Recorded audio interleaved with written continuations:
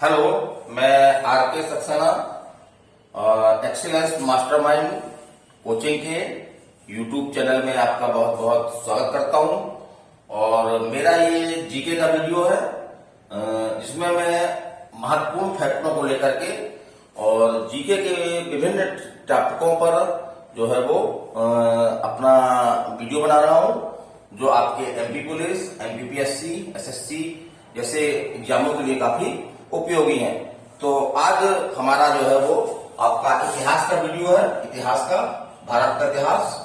और इसमें हमने जो है वो महत्वपूर्ण 3 टॉपिक लिए हुए हैं। तो पहला तो हमने लिया है मराठा वंश, है ना, मराठा वंश। दूसरा टॉपिक हमारा इसमें है आपका सिख गुरु। इससे आपके बहुत क्वेश्चन इंपोर्टेंट आते हैं। सिख गुरु, इसमें हम सिखों के जो 10 गुरु हुए उसके बारे में बताएंगे आपको। और तीसरा टॉपिक हमारा जो है वो है आपका मैसूर राज्य, जो आपके कर्नाटक जहां पे स्थित है, वहां पे एक मैसूर राज्य हुआ करता था, तो उसके बारे में हम बताएंगे। तो चलिए हम शुरू करते हैं। तो सबसे पहले हम लेते हैं मराठा राज्य, ठीक है, मराठा राज्य या मराठा वंश। तो आपका ये एक प्रमुख वंश था जिसका विस्तार जो है मुख्य रूप से अगर देखें तो महाराष्ट्र में जो है उसका काफी प्रभावशाली क्षेत्र था। तो चलिए शुरू करते हैं। तो इसके संस्थापक कौन थे? मराठा वंश के संस्थापक जो है वो किसको माना जाता है? ये आपके एग्जाम में क्वेश्चन आता है। तो वो थे आपके शिवाजी। कौन थे? मराठा वंश के संस्थापक कौन थे? आपके शिवाजी, ठीक है। तो शिवाजी याद रखिएगा, क्वेश्चन आता है एग्जाम में ये। और शिवाजी का जन्म जो है वो कहां पे हुआ था? सब क्वेश्चन भी आया है। तो 1627 में पूना के सिवनेर में। कब हुआ था? 1600, ठीक है। कब हुआ था बताइए आप? 1627 में जो हुआ था इनका जन्म। और कहां पे हुआ था? तो ये स्थान पूछा गया है, तो वो दिमाग में रखिए आप। तो वो था सिवनेर दुर्ग। कहां पे हुआ था? शिवनेर दुर्ग, है ना। यहाँ पे शिवाजी जन्म जो है वो 1627 में हुआ था। चलिए आगे बढ़ते हैं। शिवाजी के माता और पिता का नाम पूछा जाता है। तो शिवाजी के पिता का नाम जो था, पिता का नाम आपका था, तो वो आपका क्या था? शाहजी भोसले। और माता का नाम इनका था जीजाबाई। ये एग्जाम में माता का नाम पूछा गया है इनका, एमपी पुलिस में क्वेश्चन आया और एमपीपीएससी में पूछा गया है। तो पिताजी का नाम उनके शाहजी भोसले था और माता का नाम जो है शिवाजी था। चलिए इसमें हम एक ट्रिक अपनाते हैं जिससे आपको ये नाम न भूले। तो क्योंकि शिवाजी में ही जो है उनके माता पिता का नाम जो है वो छुपा हुआ है। शिवाजी में ही जो है उनके माता पिता का नाम छुपा हुआ। देखिए थोड़ा सा इस ट्रिक से आप याद रखिए। जैसे शिवाजी यहाँ पे सा हुआ, ठीक है। तो यहाँ पे इनके पिताजी का नाम है। पिताजी का नाम क्या बताया था हमने? शाहजी भोसले, है ना। तो उनके नाम का जो पहला अक्षर है उससे आपका शाह जी, ये पिता का नाम बन गया। और लास्ट में जी है, लास्ट में क्या है? जी है। तो जी से इनकी माता का नाम छुपा हुआ है जीजाबाई। तो इस तरह से शिवाजी का जो 3 अक्षरों का नाम है उनमें वो खुद ही जो है वो अपने पिता और माँ के नाम जो है वो समेटे हुए हैं। तो इस ट्रिक से हम जो है वो इनके माता पिता का नाम याद कर सकते हैं। शिवाजी के गुरु कौन थे? तो शिवाजी के सबसे अच्छे गुरु तो माने जाते हैं कि उनके जीवन पर जो है वो सबसे गहरा प्रभाव था वो उनकी माता जीजाबाई का था। वैसे रामदास ये शिवाजी के जो है वो गुरु माने जाते हैं, ठीक है। चलिए आगे बढ़ते हैं, इसको मिटा दें हम। और एक क्वेश्चन आपका आता है कि शिवाजी का जो मुख्य शत्रु थे वो थे आपके मुगल थे, है ना। उस समय आपका औरंगजेब था मुगल वंश में। और इनकी आपस में जो है वो बिल्कुल नहीं बनती थी, क्योंकि ये उस समय की 2 बड़ी ताकतें थी, मुगल और मराठा। तो मुगलों के खिलाफ जो है वो किस रणनीति का उपयोग करते थे शिवाजी? मुगलों के खिलाफ जो है वो, मुगलों के खिलाफ किस रणनीति का उपयोग करते थे? तो वो रणनीति थी छापामार। क्या रणनीति थी? छापामार रणनीति का जो है वो उपयोग करते थे। चलिए ठीक है, अच्छी बात है। तो ये पूछता है कि छापामार पद्धति क्या थी? ये पद्धति होती है कि अचानक जो है वो कुछ मात्रा में सैनिक जो है अचानक छापा मारते थे वो जब तक सामने वाला संभलने का मौका पाता था तब तक वो निकल जाते थे। तो चलिए और आगे बढ़ते हैं। एक संधि इसमें आ रही है पुरंदर की संधि, पुरंदर की संधि, ठीक है। इसका हम पहले भी उल्लेख कर चुके हैं अपनी वीडियो में। तो पुरंदर की संधि जो आपकी कब हुई थी 1665 में, 1665 में, तो ये साल याद रखना है कब हुई थी। और इस संधि में जो है वो राजा जय सिंह ने जो है वो एक प्रकार से ये संधि करने के लिए जो है शिवाजी को विवश किया। और शिवाजी इस संधि के तहत जो है वो औरंगजेब के दरबार में पेश भी हुए, लेकिन आपस में ऐसी वार्तालाप होने के कारण से जो है अंग्रेजों औरंगजेब ने जो है धोखे से छल करते हुए जो है वो शिवाजी को गिरफ्तार कर लिया और इनको आगरा में जो है वो आपका जयपुर भवन है, तो आगरा की जयपुर भवन में रखा। लेकिन बड़ी चालाकी से शिवाजी जो है वहां से फरार हो गए। तो ये दिमाग में रखिएगा। चलिए आगे बढ़ते हैं। शिवाजी का राज्याभिषेक कब और कहां पे हुआ, इससे आपको क्वेश्चन बनता है। तो शिवाजी का राज्याभिषेक जो है वो कहां और कब हुआ, चलिए ठीक है, इसको हम साफ कर लें, ठीक है, ताकि आपको बड़े बड़े शब्द लिख सके। तो शिवाजी का राज्याभिषेक जो है वो 1674 में रायगढ़ के कब हुआ, 1674 में जो है वो रायगढ़ के लिए, रायगढ़ दुर्ग में हुआ, है ना। तो ये पूछा गया एग्जाम में कि कहां पर हुआ, तो उसका आंसर आपका रायगढ़ दुर्ग। या कब हुआ, तो 1674 में हुआ। और शिवाजी के दरबार की जो शिवाजी के साम्राज्य की जो मुख्य विशेषता थी वो था उनका अष्टप्रधान मंत्रिमंडल। इसमें 8 मंत्री होते थे और इसमें सबसे बड़ा पद जो होता था इस एग्जाम में वो होता था आपका पेशवा का।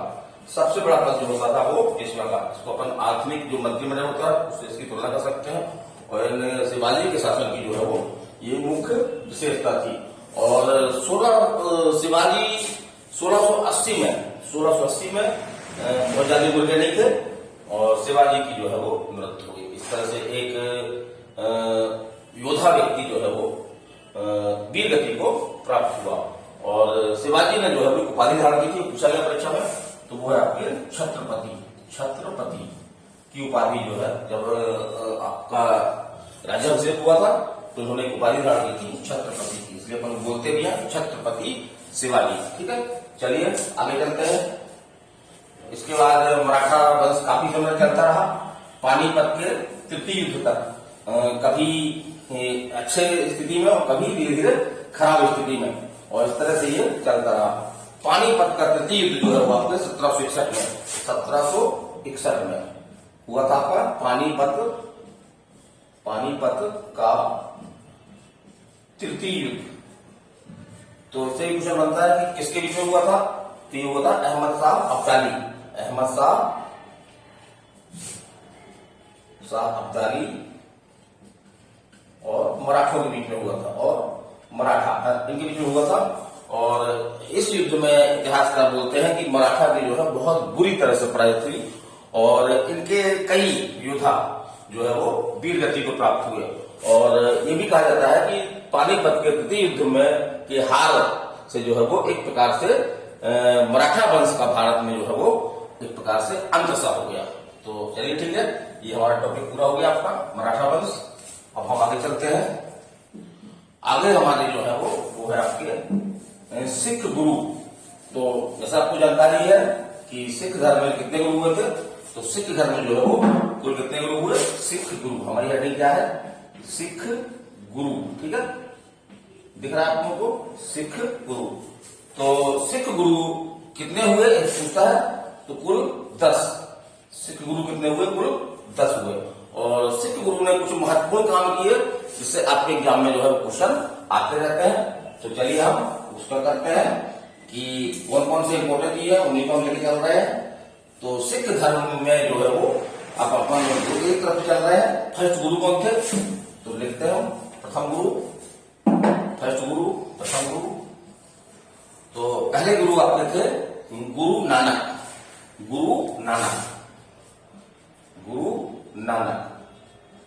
तो इनसे 2 क्वेश्चन बनते हैं। उन्होंने 2 महत्वपूर्ण काम किए। एक तो सिख धर्म की स्थापना की, क्या की, सिख धर्म की स्थापना सिख धर्म की स्थापना। और दूसरा काम उन्होंने क्या किया, वो किया आदि ग्रंथ, जो सिखों का जो है वो प्रमुख धार्मिक ग्रंथ है, तो आदि ग्रंथ की रचना की। आदि ग्रंथ की रचना।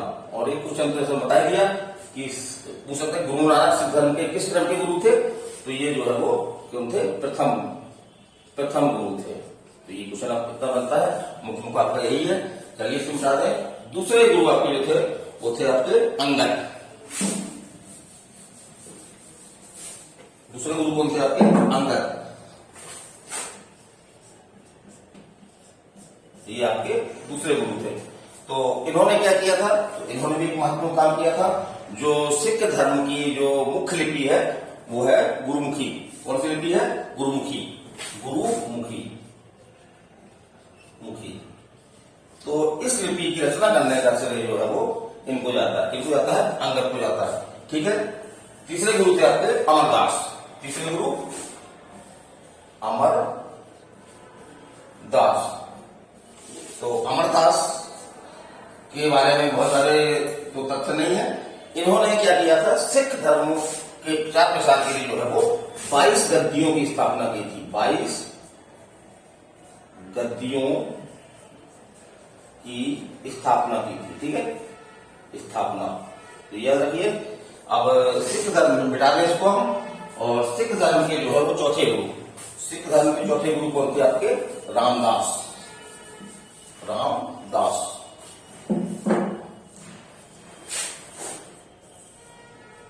रामदास। ठीक है। इन्होंने जो किया था, इन्होंने जो अमृतसर, जो वर्तमान में पंजाब में स्थित है, उसकी स्थापना की थी। अमृतसर की स्थापना। ठीक है। इन्होंने क्या की थी, अमृतसर की जो है वो स्थापना की थी। और उसके बाद आपके पांचवें गुरु है आपके अर्जुन देव। कौन है, अर्जुन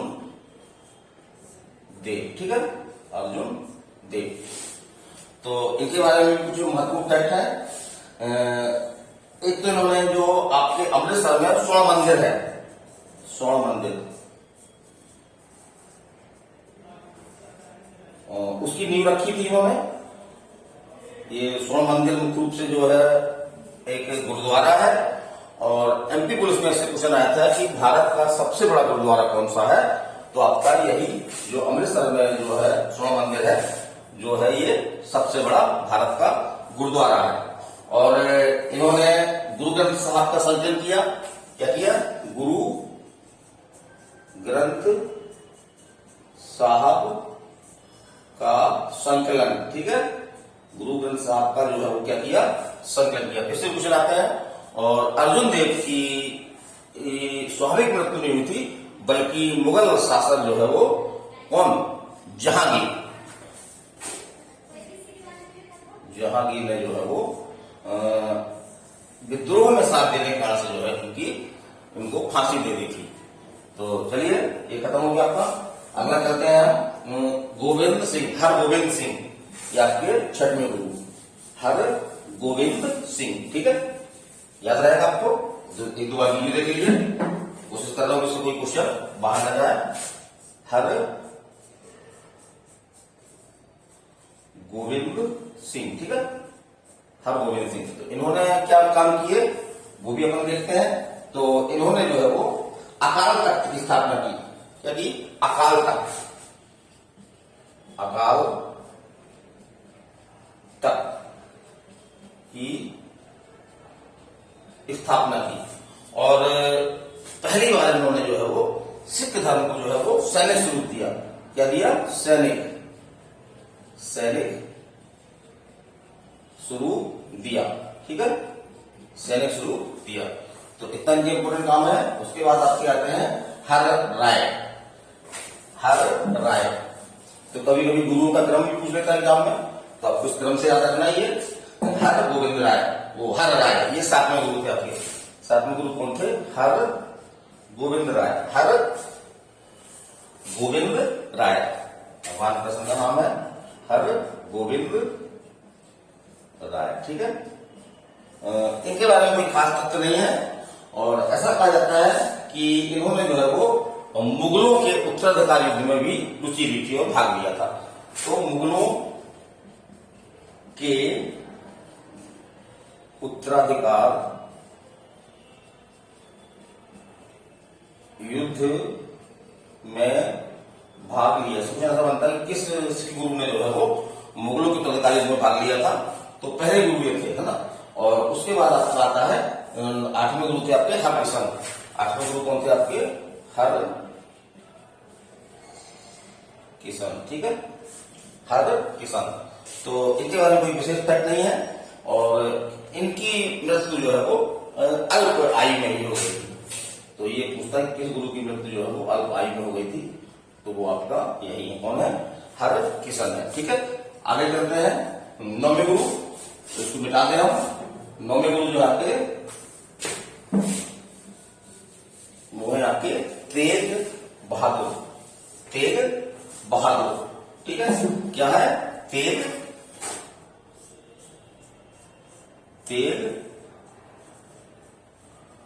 बहादुर। तो ये 9वें गुरु है, ठीक है। इनकी हत्या जो है वो औरंगजेब ने करवा दी थी। तो ये पूछता है कि औरंगजेब ने जो है किस सिख गुरु की हत्या करवा दी थी। तो औरंगजेब ने क्या किया था कि इनको अपने दरबार में बुला करके और इनको इनके सामने एक प्रस्ताव रखा कि आप जो है वो इस्लाम धर्म को जो है वो स्वीकार कर लें। इन्होंने इसका कड़ाई से विरोध किया और फलस्वरूप औरंगजेब ने नाराज होकर के इनको जो है वो इनकी हत्या करवा दी थी। अब आइए आपके 10वें गुरु, ठीक है। 10वें गुरु थे आपके गोविंद सिंह। कौन थे? गोविंद सिंह। इसे क्वेश्चन बनता है आपका गोविंद सिंह की सिख धर्म के अंतिम गुरु। ये 10वें गुरु कौन थे? गोविंद सिंह, ठीक है, गोविंद सिंह। तो इन्होंने कुछ कार्य किए, उनसे भी आपके क्वेश्चन बनते हैं। जैसे कि इन्होंने जो है वो खालसा पंथ की स्थापना की, ये क्वेश्चन बनता है। खालसा पंथ की स्थापना किसने की? खालसा पंथ की स्थापना किसने की? तो वो की आपके गोविंद सिंह ने, ठीक है। और सिख धर्म के ये अंतिम गुरु थे। ये क्वेश्चन पूछता है सिख धर्म के जो है वो अंतिम गुरु कौन थे? तो आपके अंतिम गुरु कौन थे? गुरु गोविंद सिंह। और एक क्वेश्चन आपका इससे और बनता है कि गुरु गोविंद सिंह के बाद जो है वो सिख धर्म में जो गुरु होने की परंपरा समाप्त तो कर दी गई और जो इनका पवित्र ग्रंथ है उसको ही आदि ग्रंथ, उसको ही जो है गुरु मान करके और उन्हीं के निर्देशों के अनुसार चलने की प्रथा जो है वो शुरुआत हो गई। तो चलिए, ये हमारे गुरु शुरू हुई। तीसरा टॉपिक हमारा कौन सा है? तो तीसरा टॉपिक हमको देखना होगा, वो भी इंपॉर्टेंट टॉपिक है, छोटा टॉपिक है लेकिन उससे क्वेश्चन बनते हैं, एमपीएससी क्वेश्चन बनते हैं। तो तीसरा टॉपिक जो है आपका वो है मैसूर राज, ठीक है। मैसूर राज, मैसूर राज, मैसूर राज, ठीक है। तो मैसूर राज आपके वर्तमान जो कर्नाटक है वहां पे था ये। और इसकी स्थापना किसने की थी? तो वो था आपका हैदर अली। हैदर अली ने जो है वो मैसूर राज की स्थापना की। काफी शक्तिशाली शासक था और इतिहास में काफी सम्मान से इसका नाम जो है वो लिया जाता है। और जैसा कि 4 आंग्ल मैसूर युद्ध हुए थे, है ना, जो किसके बीच में हुए थे? तो इस तरह क्वेश्चन पूछता है परीक्षा में। तो आंग्ल मैसूर युद्ध हुए थे आपके मैसूर राज और अंग्रेजों के बीच में। अंग्रेजों को जो है आंग्ल कहा जाता है टेक्निकल भाषा में। तो प्रथम आंग्ल मैसूर युद्ध, प्रथम आंग्ल मैसूर युद्ध, इसमें हैदर अली ने जो है वो बड़ी वीरता का प्रदर्शन किया और अंग्रेजों को जो है वो पराजित किया। तो ये पूछता है कि किसी युद्ध में जो है वो मैं आपके मैसूर राज्य की जो है वो विजय हुई। तो प्रथम आंग्ल मैसूर युद्ध में। उसके बाद आपका जो है वो दूसरा आता है, दूसरा आंग्ल मैसूर युद्ध, द्वितीय आंग्ल मैसूर युद्ध, ठीक है। तो इस युद्ध में जो है वो हैदर अली जो है वो 1782 में मारा गया। 1782 में हैदर अली जो टीपू सुल्तान के पिता थे उनका जो है वो उनका देहांत हो गया या युद्ध में मारे गए। इसके बाद हैदर अली के बाद मैसूर राज का जो गद्दी थी उस पर किसने कौन आ गया, तो वो आपका आर्यन का पुत्र था और बहुत फेमस नाम है टीपू सुल्तान। कौन है? टीपू सुल्तान। टीपू सुल्तान, ठीक है। तो टीपू सुल्तान ने अपने पिता का स्थान लिया और इसने भी 2 आंग्ल मसूल युद्ध में भाग लिया है ना, और फ्रांसीसी क्रांति का ये समर्थक था। फ्रांसीसी क्रांति जो फ्रांस में थी, फ्रांसीसी क्रांति का जो है वो इसने क्या किया था, समर्थन किया था। किसने? टीपू सुल्तान ने।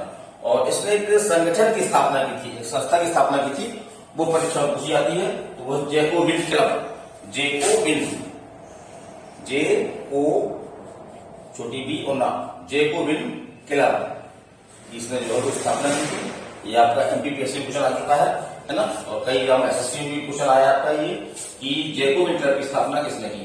और इसने जो है वो पातशाह की उपाधि धारण की, जैसे कि बाबर ने पातशाह की उपाधि धारण की थी, उस तरह से दूसरा ये सुल्तान था जिसने पातशाह की उपाधि धारण की। इसके अंतर्गत जो है शासकों को जो है वो बादशाह कहा जाने लगा। और तृतीय आंग्ल मसूल युद्ध में जो है वो टीपू सुल्तान को हारना पड़ा। तृतीय आंग्ल मैसूर